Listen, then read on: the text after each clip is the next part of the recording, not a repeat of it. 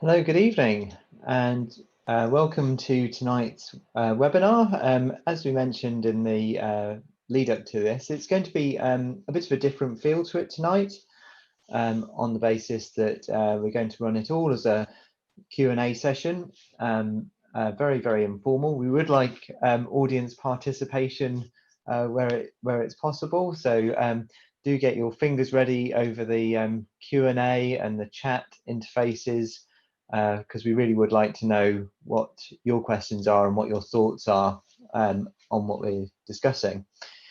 So just the housekeeping, it's only the microphones and the video cameras on mine and Jonathan's computer which are in use tonight, so we can't see you, and obviously you can't see any of the other participants, so do feel free to make yourself comfortable, fix yourself a drink if you like, or finish your dinner, which I think may apply to Jonathan as well. So thank you all very much for coming along tonight, and it's time to introduce Jonathan. So a bit like when we had our Can I Judge a Striking competition, I've said that this is sort of very informal and very low key for an average practice night, and then have invited along possibly one of the world's best bell ringers to come and tell you that. But yes, hopefully there's going to be a whole load of useful ideas or thoughts that we can just talk through tonight. We're hoping not to go on too late, so let's get on with it. What we're going to do is we're going to start just by mentioning today's updated advice from the Central Council. Obviously we're whatever it is, 15 weeks into lockdown at the moment, but there are the glimmers of hope that we will be able to return to the tower at some point. Obviously not yet is very much the advice, but it could be just a matter of weeks before we're back ringing. And people may have noticed that households don't have to socially isolate in the tower, and so I think one of the questions is, I think people have been thinking on the lines of every other bell being rung in a typical tower. So if you've got a 6-bell tower, 246 or 135 as a set to ring, and I think the question is, if you've got a family group that can ring adjacent bells, what are good patterns that people should consider ringing? What's a good grouping of bells that people consider ringing? So do enter your thoughts in the chat or the Q&A interface. Really interested to see if anyone's got some good suggestions for bell sets that could be rung if you've got a family that can ring adjacent bells. We'll probably leave you to think about it for a minute whilst we crack on with the first question.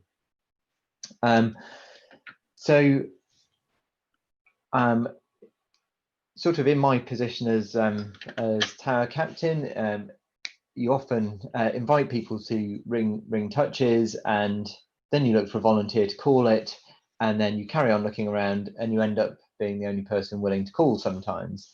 And I'm very ashamed to say I only know 2 touches of Bob Minor, and that's before and home. So that means calling a bob to make me run out if I'm ringing the tenor, and then bob right at the end. Or the other touch is wrong home, wrong home. So that's a bob when I'm dodging in 5/6 both ways around. And nice and easy touches, very easy to remember, very easy to call, but I do want to increase my repertoire. What can I do? It's sort of almost like an agony aunt session, isn't it? Jonathan, what can I do? Yeah, it's a good question, but there's lots of ways, lots of ideas you can add to make the touches longer. So you could add in a set of 3 rungs in the middle of that. So try and explain what I'm doing, meaning by that, or use this web page. This is James Holdsworth's JS Proof. It's a very nifty website, very lightweight, easy to add touches in and explore ideas. So we'll start off with Dave's touch, which was a before and a home. Generate it. Share screen. And I share my screen. Thanks, Dave. Step 1. There we go. This is hopefully coming through now. This is James Holdsworth's website called JSProve, and we can put in a touch that we want to start with, press generate, and try out some ideas. So let's try and explain a bit more what's going on. Well, we can put one lead of plain bob per line, and then on the right here we get the corresponding lead ends or lead heads if you're listening to the other webinars in the series and want to be precise, as Peter was telling us. So we can see we've got 2 planes in a row. So tenor does 5, 6 up, 3, 4 up. Then we have a bob where the tenor runs out. The next lead, it makes seconds, and then 3, 4 down, 5, 6 down. And there's a final bob, and it comes round. So how can we extend this? Well, one idea is to put in a set of 3 calls somewhere between these calls, and that will add in 2 courses. So do that, generate. So this is false, but we see it's come around after 216 changes. So that's longer than we had before. So that's probably good for, could be good for a practice night. And it's not going to be too hard to call either. The tenor is going to be nice and fixed. So this is one nice idea where we add in what's called a cue set. So that means 3 bobs that affect the same bells. So again, that's a nice way of keeping track of what's going on. So that's one idea. There's another short touch. It's basically the same as out and home, which is in and wrong. So that one, if we add in some more planes after the wrong, comes round again, but it is false. So sorry. Here we go.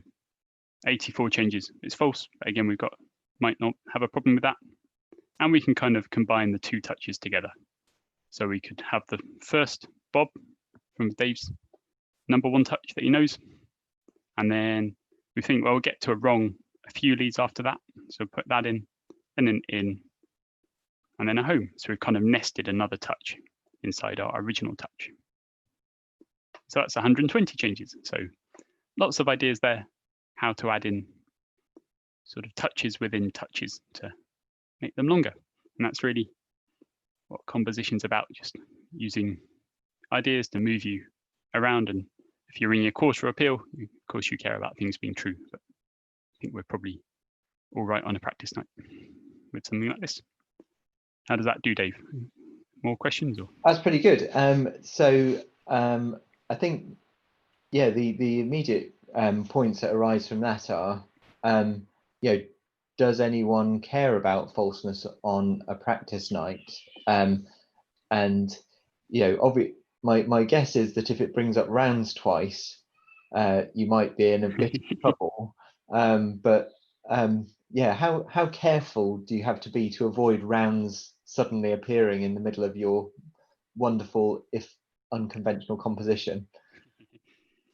Yeah, so it's a good question. Yeah, I think it's a good point. If you don't have rounds twice, you'll probably get away with it as long as you don't have queens twice, but that's going to be pretty unlucky as well. So in general, as long as you don't ever get to a home where you finish one of your touches. So for example, if we didn't kind of nesting in touches like this, we're likely going to be okay. So I think, and you might be able to spot the tenors coming together at the back anyway, and then call a single and then carry on as though you meant to do that. That's another option. Yeah. Okay, and then that's the other question. You said, oh well, we can just sort of generically, we can nest a little touch inside another touch. Does that always work, or mostly work, or can it sometimes go a bit wrong? So I think it's always going to increase the length of the touch. In terms of falseness, probably have to think about that a bit more carefully. But Yeah, that's in general a good way of padding out a touch to be longer. Okay. And then just a final bit of little nomenclature. I noticed that when you were writing the composition in the box, we started off with B and H for before and home, but then we've sort of done a little shimmy, and now we're O and H. How do I know what I need to write there? I think in most tools they'll be completely equivalent. So before or out will always be the same thing. Yeah, the only case where it might be different is if you have singles, but for nice straightforward touches, if you see the letter capital B or the capital O, they're both going to tell you to call a bob when the tenor's running out. So I don't think there's anything to be concerned about there.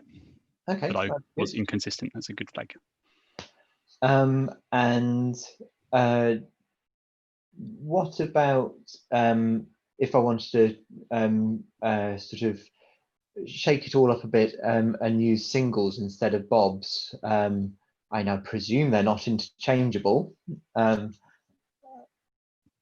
Is there an easy way to know if I can replace bobs and singles? So maybe you'll start from very simple touch, which is 3 homes. So call 3 bobs and 5 and 6 at the back. You know that takes 3 courses. If we called a single instead of a bob, so single home, that's going to be 2 courses, and that kind of shows the fundamental difference between a bob and a single. A single always 2 in the same place. We'll get back to where you started, whereas a bob you're going to need 3. And if you do the maths, they also kind of fundamentally different, the rows that you create. So if you've got a touch with all bobs, so again, if we go back to wrong home, you can try messing around and putting singles in, but we'll need to put 2 singles in to get back to the same parity, it's called. So we can try putting wrong single home,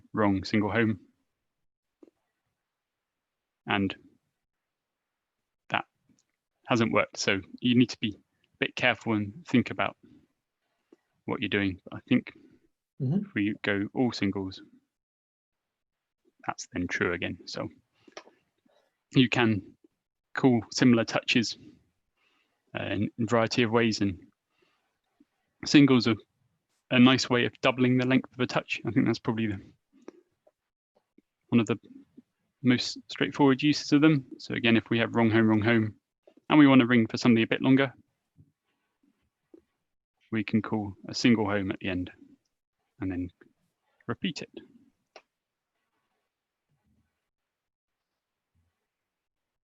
That doesn't like spaces. There we go. So that is now 240 changes. So by using a pair of singles, we've doubled the length of our touch. Okay, and in fact, I said earlier that I wanted to increase my repertoire, but one of the reasons for wanting to increase the repertoire is, of course, when you know that you've got an exact length of time that you quotes need to fill. I mean, obviously it doesn't happen so much on practice nights, but obviously for service ringing, you do end up wanting to fill an exact length of time, and I think both of the tricks that you've shown there, so nesting and then effectively concatenating touches with singled calls is really useful. Greg Pierce notes that a useful trick in plain bob minor is to swap a pair of bobs at adjacent lead ends for a pair of singles. So that's definitely true. I think we can see that. So if we do single wrong, so wrong and then single home, single wrong, are adjacent leads. Yep. And then another home. There we go. Yep. Another, and that's even true. There we go.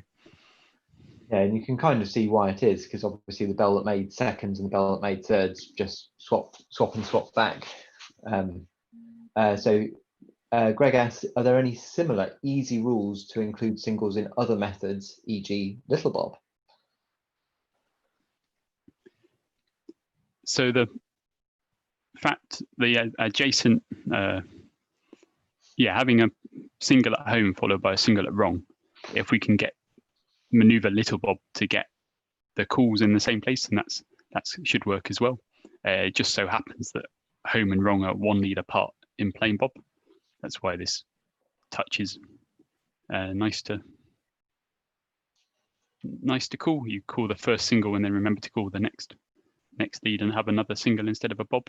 But say you could ring some more little bob in between these singles, and that would then still have the same effect on the bells. And I think that's a good sort of key point, that the bells affected at the bobs and the singles. It doesn't really matter what method you ring in between them, not worrying about things being true or not, but for navigating between calls, as long as you get to the same place without calling another bob in between, then the call should always have the same effect. Mm-hmm. Yeah, that's another sort of useful property of the sort of standard, regular, and whatever the other word that I'm struggling for is, but yeah, standard, regular, and palindromic is that they do work like that, isn't it? Yeah. And then I suppose another aspect is that if I use the same calling but quotes call it from a different bell, that's the way of producing something which feels a bit like a different touch. Is that right? Mm-hmm. Yeah, that's a very good point. If you've got a true touch, you can always rotate it. So start from a different point. So if we go back to wrong home, this is by tradition called from the tenor, but there's no reason we have to do that. So let's start with the 4. So we want to, if we think about what the 4 does in plain bob minor, it's going to dodge 5/6 down at the first lead end. So we want to have a bob at the first lead end. And then the lead end after that, the 4 will be in 5/6 up. And then 4 leads later, we'll get back to the 4 being in 5/6 down. And we'll have another bob when it's doing 5/6 up. And then 3 leads later, get back to where we started. So we can see that we can rotate a touch and call the same thing, just starting from a different place. Now, this is quite a fun. If you do this, you'll annoy some people. Maybe it's good to do deliberately, but we'll see after 2 calls that we got 5 and 6 coursing the wrong way around. So you'll get 6 5s at back, which might upset some people, but there's no harm in that from time to time. So, and that's something you can do with any touch. So if you want to ring a light bell, call wrong home, just call it from the 2. And there's been lots of good correspondence recently about, I think it's mostly been on the Facebook group, there's no reason you can't call from light bells, and lots of people giving good advice on how to do it. And so you definitely don't need to ring the tenor in order to call a touch. Okay, well, that's a good lead into the next question, which is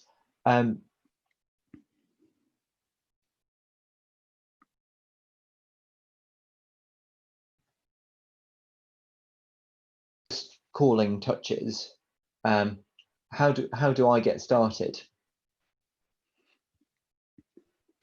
Yeah, it's a good question. It's a big step. It's a bit daunting. You've got to be able to ideally ring the method without going wrong too much, or at least that's always an important first step. And then you've got to be able to speak and ring and say things at the right points in time. So there's lots of things you can do to break that jump from not being able to do it to be able to do it. And calling call changes is a good first step, because if you can call them confidently, even if it goes wrong a bit, you just wait 2 more blows and then you call the change the next hand stroke. So it's not the end of the world if you make a mistake there. So practice the mechanics of speaking and ringing, which is tricky. It does take practice.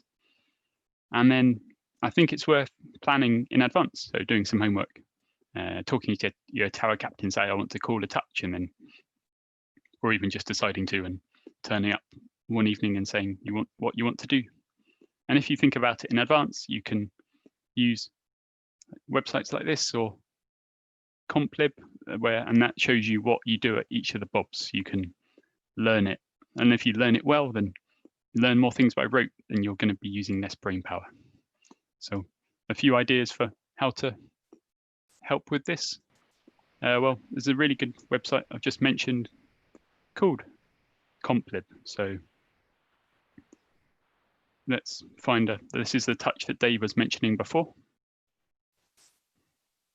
And so we've got a bob before and the tenor runs out, and a bob at home. How do we decide where do we actually need to put bobs in? Well, if you expand the blue line, then you get the nice blue line for the whole of the touch. So not just the plain course, you get to see exactly what happens throughout. So no surprises, which is always good. So we can now study this in the comfort of our own homes or on the phone somewhere, and then have a look and work out where do we need to say bob, what does our bell do, and that's enough to begin with. And then as you do it more, you'll start to see what the other bells are doing as well. So yeah, tools like this are really, really very powerful and mean you can prepare a lot more easily than you might have been able to in the past. Yeah, that's great. And then and then what happens if I wanted to make it more complicated, for example, and wanted to try and practice some kind of spliced? What's the best way of going about that? If it was me, I've enjoyed using Abel for many years, and practiced lots on Abel, both to ring things in tower, but also lots in hand. And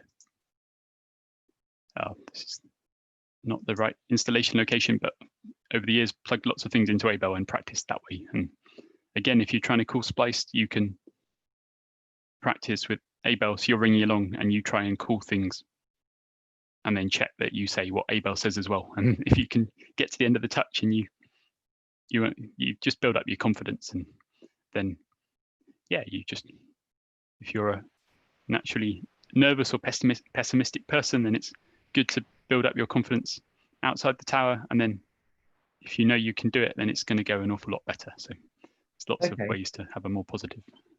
Yeah, because I think the talk that Nikki Thomas gave a few weeks back on Abel kind of went through the mechanics of how you can do that. But that's really interesting advice to actually go through and say the calls as you're going to. That's very, very interesting. Do you actually practice calling by pressing buttons, or do you always try and load in the touch beforehand, or is it a mixture? Yeah, I normally have the touch loaded in as well, and then use it as a bit of a recall as well, and try and slightly preempt it, so say it a bit earlier than I would normally, but only like a fraction of a second, just so you get in there before Abel, and then it feels less like you're cheating. Okay, so going back to one of my questions, it's a bit of a non sequitur, really. What we'll do is I think these are talky ones for the moment, so I might just bring us back to full screen. So there's been a few mentions of singles in plain bob doubles in various contexts. So again, how does that work? So you can decide what you want to mean by a single. Again, Peter introduced it in his talk. If you ring like a plain bob minor single in plain bob doubles, so someone makes seconds, someone makes thirds and fourths, but then someone's also making long fifths. So that means you immediately repeat the change that you've just rung on a practice night. That's probably okay, but I was having a play with this before, and if you call, so instead, traditional touch in bob doubles is call the one bell to make long fifths 3 times. The third time round, if you call one of these singles instead, and then you can do it all 6 times. So then you ring 6 courses worth of bob doubles, but that turns out to be very false. In fact, you'd need to ring sort of uses changes from 12 different extents in that short touch. So it's very false. So I think if you're trying to ring that in a quarter, it's going to take some serious thought to get that to work. But to practice making singles on a practice night, go for it. It's good practice. Yeah, okay, and that's again, that's really good advice to say that, yeah, as long as you're all agreed, you can choose what the single is. That links into a question that's just come in to say, is there a good touch of plain bob minor that can be used for someone who'd like to practice ringing singles, e.g. on the second? I'm sure there will be one. So if you have a single at the first lead end, then they're going to make thirds. And so you could have a think about that. If you want, if you call in a single two leads later, then they'll make thirds again. And then you might want to wait to practice them making fourths. So if you had a bit of paper, we could try it out. Yeah, happy to go down that avenue, or we can. Yeah. What's best? It's quite funny, yeah, because you could just do sort of nervous breakdown, singles. So just single every lead, and then alternate seconds and thirds, and that'll be round in 6 leads, won't it? So this is single at the first lead. Yeah. Yeah, single every lead. Single every lead, sorry. Yeah. Yeah, and we can see we've got 1, so 2 and 3 come home. So 6, 4, 5 cycle. So I'm not sharing. Again. Sorry. Professional. Yeah. There we go. So 2 and 3 come home, and 4, 5, and 6 are cycling round. So as Dave says, that will take 3 times what we've just done to come round. So 6 leads. That's a good touch to practice. But you can try exploring. Say we want to make. We wait for this. We'll see the 2 makes thirds again. So let's wait until they're going to make fourths and practice that instead. So if we have, so that's in fact need another lead. So in fact, if you have 5 leads of plain bob and a single, then the 2 has made a single there. And then if we maybe wait another course. So if you're all shouting at your screen saying, what's he doing, then please do write in and we can do something more sensible. But this is a really nice avenue for exploring and try different things out. What Philip, I presume, is Philip George, has written the right answer in the Q&A, but don't spoil the surprise. Yeah. There we go. We've got a 3 course touch where the 2 has made thirds twice and then fourths twice. And that is 3 courses long. So you can try out lots of ideas and try and come up with something yourself if you want to practice a particular thing. Or have a look on Complib, and there's lots of different touches. Yeah, and whilst you're there, Jonathan, do you want to just pop open the Q&A and see, because I'm looking at what Philip's written and I'm not necessarily sure I can interpret it. So I'm guessing this is a wrong, then make the bob and single home.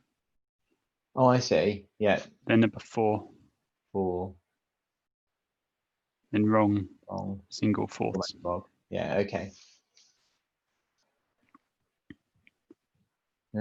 Yeah, that's quite neat. There we go. Okay. Oh, we've got a thumbs up for that, I think. Right. Brilliant. Well, let's move along. So tips and tricks for making up a touch as you go along. So this is really fun. It's one bit of ringing that you can always find exciting, and there's lots of ways to do it. You can talk through making up some splice surprise minor.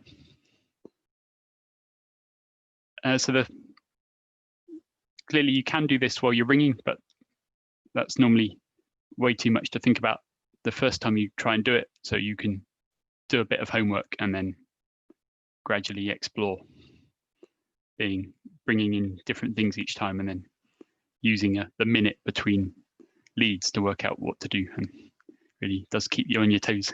So if anyone's finding ringing a bit boring, then do have a go at this, because it is really fun. So the first thing to do is have a think about a bob structure. So what bobs do you want to use? And then based around that, you can try and fit some methods between them. So there's lots of touches we've covered today already that you could use. Sort of wrong home is a great framework for a touch. You could do that call that in a single method, or call that in spliced, and we'll have a look at how we can do this in spliced. So often the hardest bit, you always struggle with having an empty page. So sometimes it's best just to choose something and then see where you end up. And when you're making up touches while you're ringing, sometimes you just have to choose something and then see how it goes. So let's start by ringing some Cambridge. So we're starting from the home, and we want to get to a wrong. So although we said we don't have to ring the tenor, let's just focus on the tenor this time, because that's easier to keep track of. So we start off in 6th place spell Cambridge, come up to be 3rd place spell. We want to get to a wrong, which is where we're in 5th place spell. So maybe if we have a lead of London, then we get to become 5th place spell. Sorry, I missed out some crucial information. I've preloaded in Cambridge, London, and Norwich, but you can choose some methods that you think your band will be able to ring well enough for this to work all right. And then if we have a bob lead of Norwich, then that gives us our first. Cool. So we've done the first step, going from a home to a wrong, and you can see we've got the tenor where we want it in 5th place. Now we need to get to a home. So out of our methods, we could have a longer course, or we could just practice bobs in London. So have a lead of London, then another bob, and that's got us tenor to get home. And now the last call in this touch is a bob at 4ths. And I quite like this, because then if you're in Cambridge after that, it comes round at handstroke before the lead end. So that's a little bit different. So we'll need to try and go from home to get the tenor to make the bob. And then if we ring Cambridge, that will be good. So lots of options here. We haven't had a plain lead of Norwich, so let's go for that. So tenors become 4th place spell. And we haven't had much London. Maybe we want to practice that a bit more. So then plain lead of that, tenor becomes 2nd place spell. Now we could ring some more leads, but maybe we want to get to the end if it's getting towards the end of practice night. So another lead of London followed by a bob means the tenor makes the bob. And then if we're in Cambridge, we'll see we get to this is the change at the end of Cambridge. 1, 2, 4, 3, 6, 5. It's the handstroke before. It was rounds. And again, it was false, but no one will notice. So that's one example of trying to make up a touch around some bobs that you like. And you can practice this at home, try out, find a nice touch and learn it. Or maybe you just want to learn the start and the end, and then practice getting between 2 calls. And that's the way to gradually explore and be able to do this on the fly. Yeah, that's good. And I think for people listening, and you might be thinking, oh, this doesn't apply to me whatsoever. But what I'd say is, just if you can take away the ideas of especially one of the things is to avoid being stuck in the rut of calling the same thing every week, and it's something I admit fully that I fall into the trap of, very, very easily. And so even if you don't feel that you have a hope of calling anything like this yourself, it's good just to be able to talk about these types of principles and to see whether there is anyone in the tower who wants to give it a go, because at the end of the day, this part is a bit like a Rubik's cube, and the fun bit is the trying. In a way, it's not even necessarily solving it. It's the fun bit is just trying it until you either succeed or you cry because it's so broken you can't fix it and you just have to stop. So yeah, that I think that's a good piece of advice. What I'd say is obviously you gave us a chink there, and by saying oh, there's this nice property that if you aim for Cambridge in this, then you'll come around as handstroke snap lead. And I suppose one of the questions is, to what degree is it a good idea to sort of learn good leads and coursing orders for particular methods? Because you kind of touched on it earlier as well, to say even just ringing and talking at the same time can be very challenging, and obviously adding in this extra level of trying to think about which method you're in, what your coursing order is, and where you want to get to, are 3 extra pieces of information, which when you add breathing to the mix as well, suddenly becomes very challenging. Yeah. So yeah, what do you think?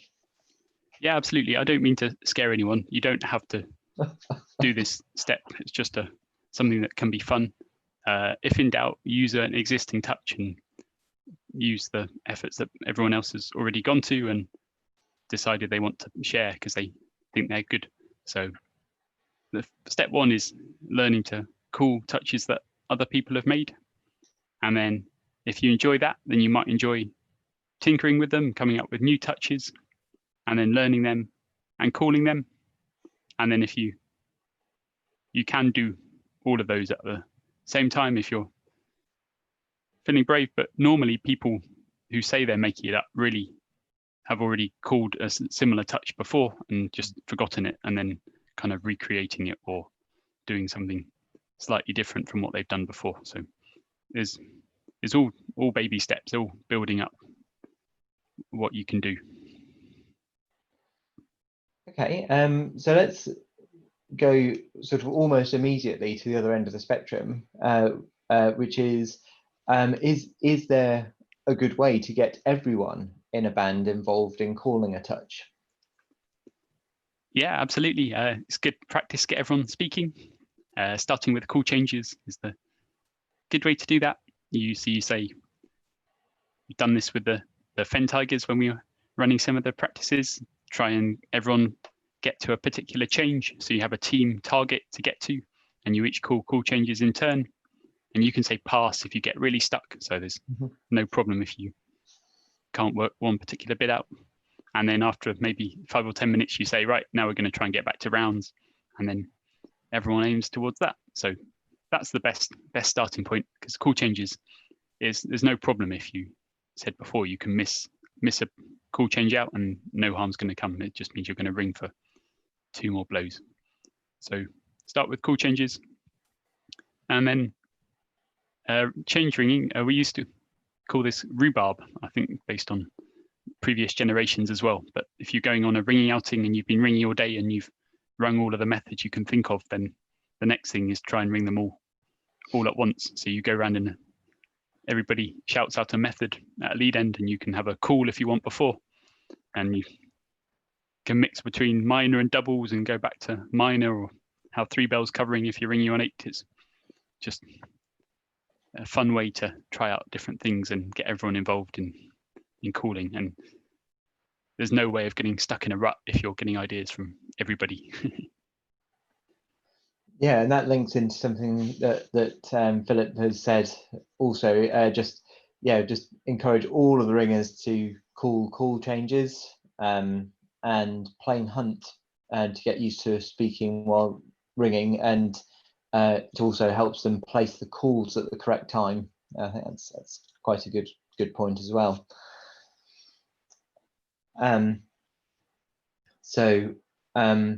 Yeah, and one idea that occurred to me, I think, was a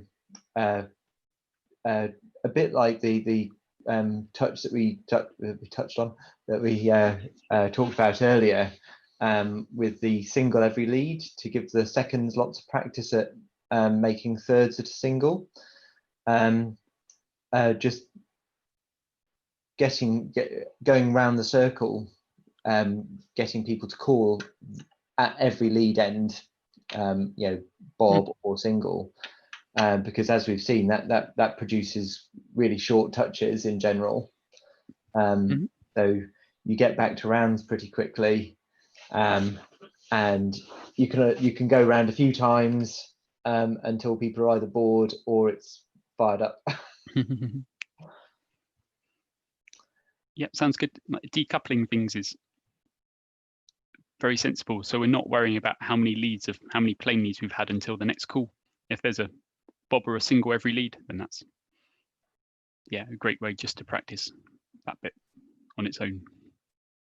Yeah, because I think it's worthwhile saying that plain bob doubles, granted doubles, brackets, although the calls are in a slightly different place, and plain bob minor, you'll get very, very short and manageable touches out of that through calling every lead. Okay, so we're sort of getting towards the end of the questions that we thought about in advance. So if you've got anything that you'd like to talk to Jonathan about, now is a fantastic time to put it into the Q&A box. I was going to say, seeing as how it seems unlikely we're going to be ringing on lots of bells soon, how many of these ideas are applicable to Minimus? Yeah, even more so. On Minimus, there's no real, you don't have to have any bobs, and everybody's going to ring lots of extents per touch, lots of 24 changes. So people really won't mind about things being false, because Minimus, you're going to have to repeat lots of changes anyway, and you're never that far from rounds. So it's a great kind of place to explore. And all the methods are still familiar. There's plain bob and sort of the other nice Minimus methods that are all plain hunting. So yeah, it's a great place to have a go. Okay, good. So I've got a question in saying, is ringing simple touches silent and non-conducted a good first step towards getting everyone feeling comfortable with calling? That's a really good idea. So if no one shouting bob, so there's no one conducting, then everybody can practice thinking bob rather than having to actually say it as well. So you can sort of build up confidence that yes, there was a bob there and everyone did what I was expecting. So then when it is your turn to put the bobs in, you've got, again, it's all a great way to build up confidence and know that you can do it. Yeah, it's a really interesting question, because of course, I think it brings into play a lot of other features of ringing. Maybe it links back into your making up touches on the fly. I think most of us do know touches where you know what the tenor's work is, and if you're not ringing the tenor, then obviously you have to do a fair amount of spotting on the fly. You have to work out what they're doing and then where they are in the touch. And I suppose that's what you're trading off, in a sense, isn't it? That you're trading off the complexity of tracking where you are in the touch, because obviously just remembering it for yourself is very difficult. So you need some mechanism of tracking where you are in the touch, which is potentially difficult. But yes, the sort of good bit is that you don't have the pressure of having to put the call in, that you just have to ring the right thing yourself, and have confidence that everyone else is going to do it. So I suppose that's the bit that makes it easier. Mm-hmm. Yeah, so when I was ringing handbells, in fact, I hadn't called from an inside pair because I was too nervous about doing that. But then I rang an inside pair to assign a non-conductive peal, and so I kind of just had to get on with it. And then having done that, I then thought, oh, yeah, I can do it. And then next time I was happy to have a go from calling from something that I wasn't happy to do before. So I think it's sharing out the responsibility a bit. You're not making someone responsible for the whole conducting, just can you look after yourself, and silent and non-conducting ringing is a really good way to practice that. Okay, well, I think we're sort of coming to a close. I've got another question that I'd like to ask, which is about original. So people are probably familiar with original. It's just plain hunt, right? Yep. Okay, so it's just plain hunt, but obviously you can call a bob at any backstroke, and that changes the order. And again, it comes back to that thing about plain bob doubles, that actually you can as long as you decide what the calls are beforehand, you can do anything. Mm-hmm. But yes, obviously common would be either fourth place bobs or n-2th place bob in original. Yep. Have you got any advice for either which of those is more fun to ring? Obviously you need to get up to 8 bells for there to be any difference in those. And have you got any advice for how you'd go about creating a touch that was likely to come round for original? Yeah, so I think both of those kinds of bobs are good. You just need to make sure you agree. So I've never called a quarter. I know there's likely people on the line who have, so ask them for what quarters they've called. But there's one fun one that works on any stage. So if we haven't done this before, so we'll see whether this works. Sorry, I've killed screen sharing again. So if we want to, if you have a bob straight away,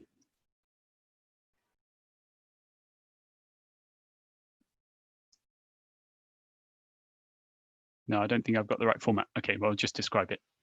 But if you call on minor, so original minor, plain hunting on 6, call 2 bobs when 5 and 6 are at the back, and then let them hunt away, and then 2 bobs when 3 and 4 are at the back, and then 2 bobs when 1 and 2 are at the back.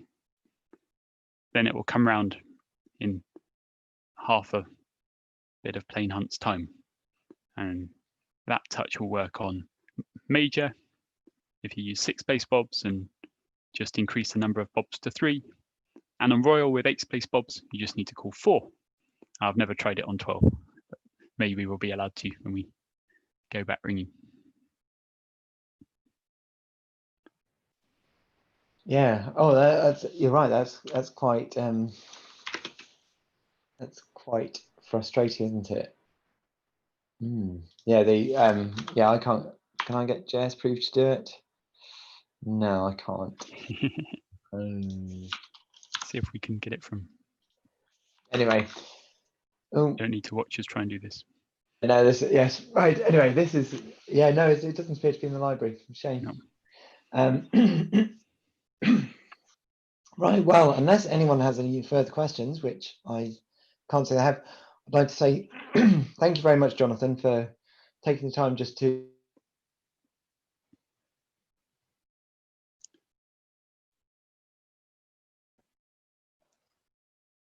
Still there, Dave? Thank you very much for talking through them. Really interesting, and like I say, it'd be great to get back in the tower and ring them, hopefully soon, but later if not. Any parting words? Oh yeah, we should probably mention family groups on bells. Philip notes that Oh, oh, sorry, we've got two issues. So one is late question. Can you explain what you mean by palindromic? So it means something that's the same going forwards as going backwards. So the easiest way is most of the methods we ring are palindromic. So if you think about the plain course of Cambridge, starting from the 2, if you think about what happens in the fifths in the middle of third space bell, if you drew the line out going in either direction, so backwards towards second space bell or forwards through the rest of the course, you'll ring the same thing. Yeah, and that also means that if you make a place at a lead end, then you'll also repeat what you've done but backwards. So it links those two properties. Yeah, so if you make a bob, then you just do all the same things that you've just done but backwards. If you make seconds at the lead end, you'll do all the same things but backwards. If you make thirds, you'll do all the same things but backwards. So I find that quite useful. If I've just made a single in a pretty unfamiliar method and I can't really remember what to do, I just sort of improvise on a theme of something I've just done. So yes, that's quite good. I mean, yeah, we should come back to this question of adjacent bells. So Philip mentions that I presume 6 bell tower, they can ring 1, 2, 4, and 5, as if they've got two people households. Not particularly pretty, but it kind of works. And then yeah, or you could fire them together, and then there'll be open fourths. So fire 1 and 4, and fire 2 and 5, or do 1, 4, 2, 5, or then at least you're getting away from the minor finish a bit. It's an interesting idea. And then one idea that I had, you know, you need quite a big family, but as an 8 bell tower, you can ring sort of whatever it is. What is it? Yeah, you can do something. 1, 2, 3, 4, 6, 8. Yeah, 1, 2, 3, 4, 6, 8. That sounds good. Yeah, so that'll give you a nice sort of music box sound, and yeah, you can yeah, and obviously that's something you can look at for potentially quite big towers, and that's quite fun. We certainly use that set at you know, that set of the back 8 at GSM when we've been short on numbers. So yeah, good. Wonderful. Right. Well, thank you very much. Any last words of advice or wisdom that you'd like to give in the area of short touches? Just have a go. Don't be afraid. If you're happy to have a go, then it's much better than just being afraid to. So yeah, and if you want to ring something and you can't persuade your local ringers to do it, then get in touch, and there's plenty of people in the district who are happy to help, and we can organise more practices or court appeals when we're all back to normal, and then that'd be a great opportunity to try out some new things. Yeah, absolutely. And I'd say you know, certainly my experience has been the only time I've been able to advance what I call in terms of short touches is when I've gone to new towers, because it's so easy to be pigeonholed in terms of this is what X calls at this tower. And so yeah, changing towers is not changing towers, going to other practices is definitely a good way. You know, somebody says, can somebody call X? And even if you've never ever done it before, but you think you've got a reasonable chance, you go for it. Yeah, sure, I can do that. So yeah, and if it's not your regular tower, then it doesn't matter if you just have to disappear afterwards. The shame. No. Anyway, got a message of thanks from Mark Norris, and that's a wonderful way to finish. Thank you all very much. Hope you've enjoyed it, and we'll see you later. Bye-bye.